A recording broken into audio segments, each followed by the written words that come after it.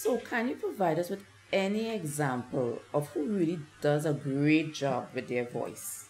You know, who you look up to?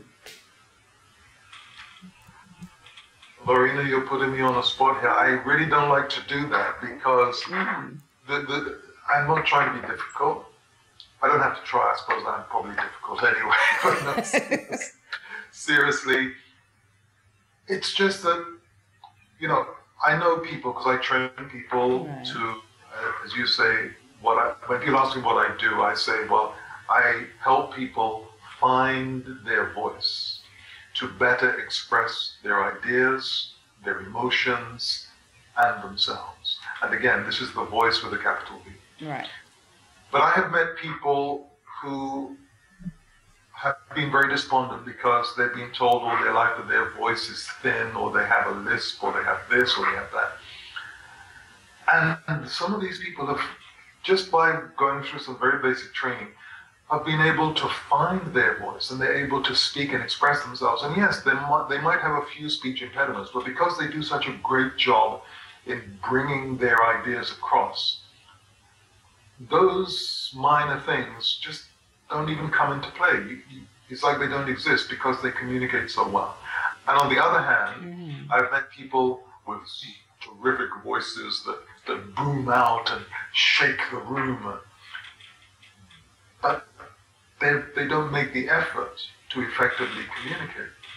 So I'm always a bit stumped when asked that question. And I try not, because you see, if you say, well, this person is great, right, I really like this person, then people say, well, okay, let me try to be like that. To me, the most important thing is to try to be like what is your real self, because each of us has a part of self that perhaps we're not allowing to emerge. Perhaps we are trying to make that self be like somebody else.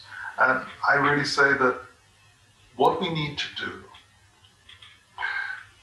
what I think we need to do, I don't want to be too demonstrative here, is get in touch with, try the process of getting in touch with who we are and be ourselves, but our best communicative selves. Because that's all you can be. You can only be your best self. If you try to be somebody else, you'll always be second best because they're already there. Yeah. They are already who they are. I like the idea that you touch on that.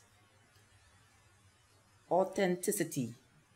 Because all the time you're hearing about that a lot, especially in today's world, especially doing it online. How does one find that authentic voice? Because, you know, we want to be I want to be the next Oprah Winfrey or the next Charlie Rose. But you said to find your own voice in this world. But how do one go about beginning that process? Well, for me and for people I've worked with, it's usually a case of firstly getting in touch with yourself. And that comes from allowing yourself to slow down, allowing yourself to experience some stillness, allowing yourself space to be quiet. Because it is in that quiet, it is in that stillness that you begin to get an idea of who and what you are. And again, it's a process. It doesn't happen overnight. It's really like peeling away all these layers. And it is hard work. But then again, everything is hard work. And then I think one has to decide, do I want to work hard on getting in touch with myself, or do I want to work hard to model myself on somebody else? Because even if you want to copy somebody else, that requires work as well. So if you're going to use work to develop yourself, why not use that energy, that work, to develop yourself and to bring out the beauty, the truth, the authenticity, as you say, of yourself. But it really does begin with accepting yourself, blemishes and all the aspects of yourself that you might want to keep hidden. Because we all carry stuff, we carry baggage, all of us. And the thing about it is, every now and then, you have to deal with that baggage, because otherwise it just gets heavier and heavier and heavier. And one wonders if it is because people don't want to deal with this baggage and offload some of it, that they would rather just say, well, I like how this person is operating, so I'm going to copy that. But you see, even if you do that, you're still carrying your baggage. There's a book I read long ago by John Kabat-Zinn, who's a mindfulness instructor in the States. It was, wherever you go, there you are. Wherever you go, there you are. And that really was very, very thoughtful, because no matter how much you try to run from yourself, you can't do it. Because wherever you go, you're with yourself. And it's only by taking that time and giving yourself the space will you begin that process of finding your voice. Finding your voice. That's a really excellent response. So then, what resources then would you recommend to anyone to assist in finding their authentic voice? Do you have any resources? Well, I think that what one can do is of course, with the resources that are available online, there are organizations and there are people who can train or help to guide you through the process. And it's probably just a case of doing a few searches to find somebody near you. However, but like everything else on the internet. But you also provide that service, Mr. King. Yes, I do. And well, interestingly enough, it's a good point that you raised there, because I had an experience a couple of months ago. I was doing a class, because I do one-to-one training and individual coaching on voice and expression and communication. But I also do group sessions, for example, on public speaking and presentation skills. And there was a class I was doing in South Trinidad. And the very first day, because in all my classes I make it very clear that what we're doing here might be called presentation skills and public speaking, but essentially it is about how to express yourself. It's about better communicating firstly with yourself and then with others. So I made the point in the class, and I said to the participants that even though it says public speaking and presentation skills, it's really that's not really what it's about. It's about self-development. And one gentleman got up very annoyed, very irate, and said, "But Mr. King, I have the advertisement here from the newspaper, and it clearly says public speaking." And so I had to explain again. And interestingly enough, I gave everyone an assignment for the next week, was to come and make a presentation about something you're passionate about. And this same chap gave a presentation on about how important self-development is. So, in other words, when you bring it across in terms of we're discussing now, many people say, well, I just want to talk better. I just want to have a nice voice that people will listen to. And yes, you can teach people that, how to do the external side of it. I'm not that interested in that, because I think you can train anybody to do almost anything. Yeah. I think what is much more effective is helping people to understand that they have something important to say. Everybody has something worth saying that somebody else needs to hear. The difficulty or the challenge is that many of us are a bit unsure about how to get that across effectively. And so when we speak, somebody say, and they discard it. But if you can find a way of bringing it across with passion, with authenticity, and I like that word you used, then people will listen more. And you will then get the confidence of understanding that, yes, my opinions, my views might not be agreeable to everybody, but they are my views. Therefore, they have value. Everybody has something of value to say and to share. And that's the starting point from which I try to operate. So Garfield, how would you define your voice? Well, it's mine. And so again, that is a question that I very rarely would answer directly, because I think that people will say, oh yes, you have a nice voice because you've been in radio for 30-something years. But what some people would say is that, okay, you have a voice because that's how it is trained and what have you. But let me say something to you, Lorena. When I was living in England, as I said to you, from the age of 10 or 11, I wanted to be in radio. And somewhere in my very early 20s, I'd said to some people, you know, I really want to get into broadcasting. And I was told, no, your voice, and you see the expression on my face, this is the same expression they gave me. Yeah. Your voice is too dark, it wouldn't work. And for a while, that really affected me, because I thought, well, these were people in the arts and in communication at the time, mid-70s. And I thought, well, they must know what they're talking about, so maybe I don't stand a chance. And then some friends said to me, you know what? The opinion you have of yourself is more important than other people's opinion of you. And that's one of the things that has stayed with me all my life. And I just said, well, this is what I want to do, and let me train myself and take courses and work at it.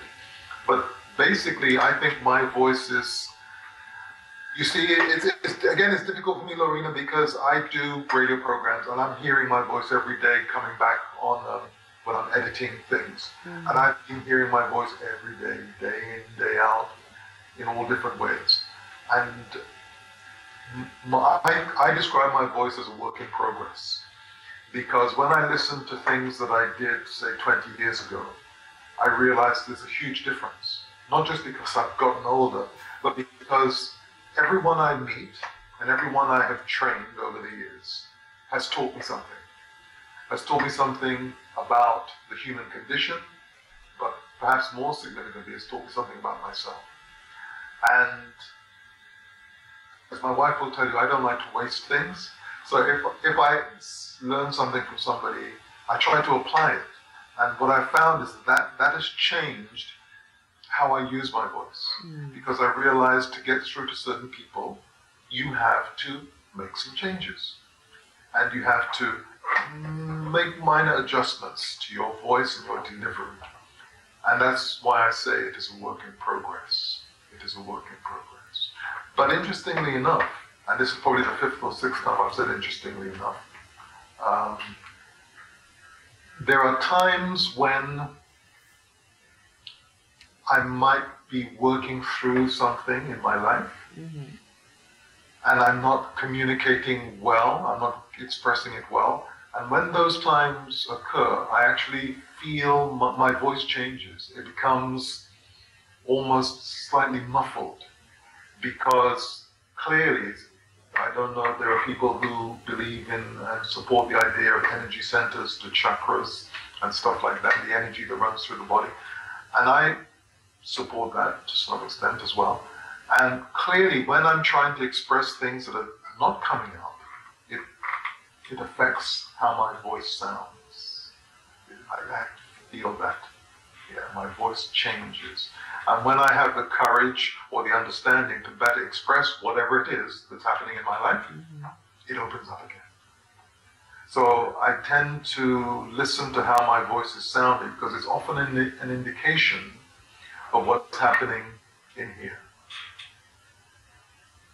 Does that make sense to you? Totally, totally.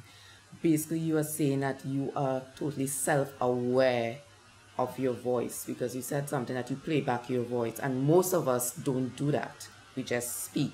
We don't actually make it a habit to record our voice, hear how it sounds, make changes, which you have been doing for the past 25 years. That certainly helps. It certainly helps, because you get to know what your voice really is. Because most of us, most people don't know what their voice sounds like. I mean, you know the experience. When the first time you hear your voice coming back on a recording, You're it's horrified. like, who's that? Yes. So, and one of the things I do in my course is to get people to understand why that is, the whole physiology involved of hearing and how your voice comes back to you. And most of us are not aware of how we're sounding. And because of that, we can pitch our voices too high, sometimes too low, sometimes, and that's a significant part of communication, because remember, when you want to get something across, providing of course you have the gift of speech, of being able to talk, when you want to get something across, it's your voice you use. Okay? So if you don't have any control or sense of what's happening there, you might be thinking, oh yes, this is what I'm trying to express. But what's coming out of your mouth is not in alignment with what's happening in your head. And so there is miscommunication, there is misunderstanding. And many times that can lead to conflict because we're just not paying attention to what we are doing. And some people say, well, that's too much effort, I just want to talk. But you see, everything is effort. Even right now, the effort that you're making to stay alive is to inhale and exhale. You're breathing, that is an effort. So if we have to make effort in everything, why not make that tiny little bit of extra effort to focus on how you're communicating? Because the better you communicate, the more you reduce the ambiguity, the more you can get through to people. And perhaps one of the areas that causes so much pain in relationships, because everything is about relationships, is miscommunication. But I didn't mean that. That's not what I was trying to say. Maybe not, but that's what came out of your mouth. So pay a little attention. The rewards are enormous. Wow. So, Mr. King, you said that your voice is a work in progress. I'm going to ask you a question. In the next 5 or 10 years, where you must have a goal. Where do you see yourself, with carrying that message of everyone to be in tune with their authentic voice? How do you see that, expanding? How do you play a part in that?